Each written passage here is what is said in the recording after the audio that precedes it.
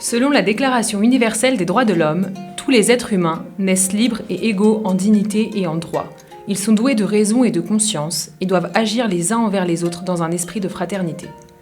Le projet Tultanana vise à améliorer l'accès à la justice et aux services de base pour la population vulnérable à travers 3 axes: la lutte contre la corruption, le milieu carcéral et le centre d'écoute.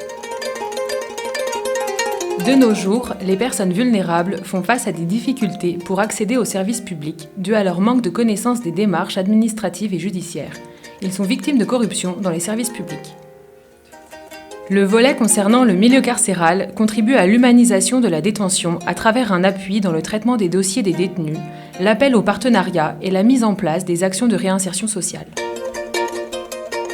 Depuis 2021, 200 dossiers ont été traités par le projet, parmi lesquels 190 détenus ont été libérés, ce qui a permis de réduire le taux de condamnés à 52%. Une consultation médicale se fait chaque semaine pour les détenus. Nous recevons des dons alimentaires pour ceux atteints de malnutrition. Le volet de lutte contre la corruption améliore la transparence dans les services publics par la vulgarisation de procédures administratives et judiciaires. Pour cela, nous utilisons différents moyens de communication. Plus de 150 émissions ont été enregistrées et diffusées.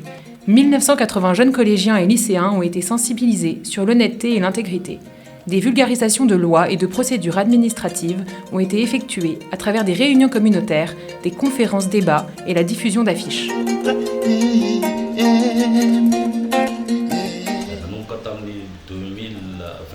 Depuis 2022, notre collaboration avec le projet Tultanan a renforcé les activités du service topographique et domanial de Tuamasin. Ensemble, nous avons présenté aux usagers les services offerts et les procédures à suivre à travers des formations et des séances de questions-réponses lors des réunions communautaires.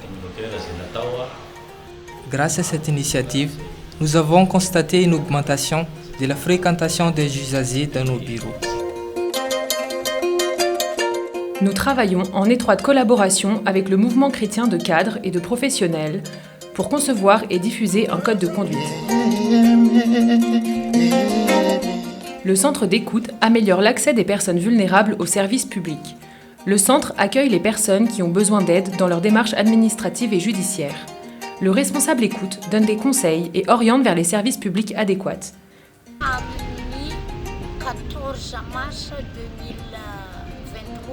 Le 14 mars 2023, des individus se sont présentés comme les propriétaires du terrain, nous demandant de quitter les lieux alors que nous occupons ce terrain depuis 1996 avec l'autorisation du maire Bezaka Alexis.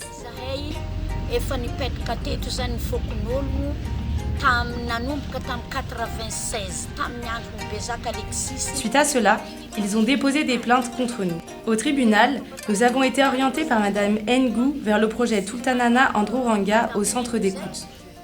Nous avons immédiatement sollicité leur aide et suivi leurs conseils. Nous sommes extrêmement reconnaissants envers le projet Tultanana pour ce soutien précieux dans cette affaire. Aujourd'hui, nous faisons face à 3 défis. Changer l'image que la population a des détenus pour une meilleure réinsertion. Changer les mauvais comportements et la mentalité de la population pour lutter contre la corruption.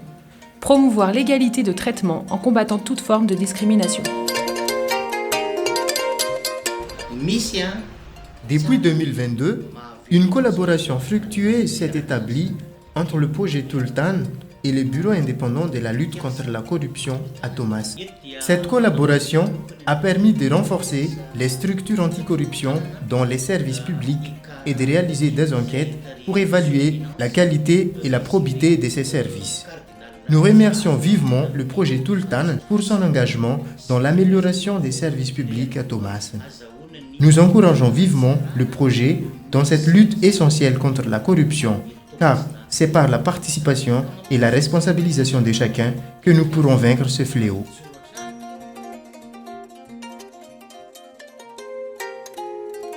Au nom du diocèse de Tuamasin, je tiens à remercier tous ceux qui travaillent dans l'organisme Misérior.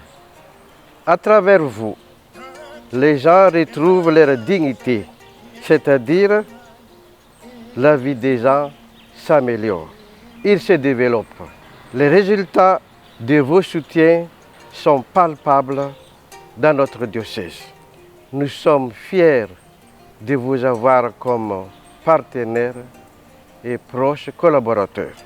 Encore une fois, merci de tout cœur et que Dieu vous bénisse. Merci.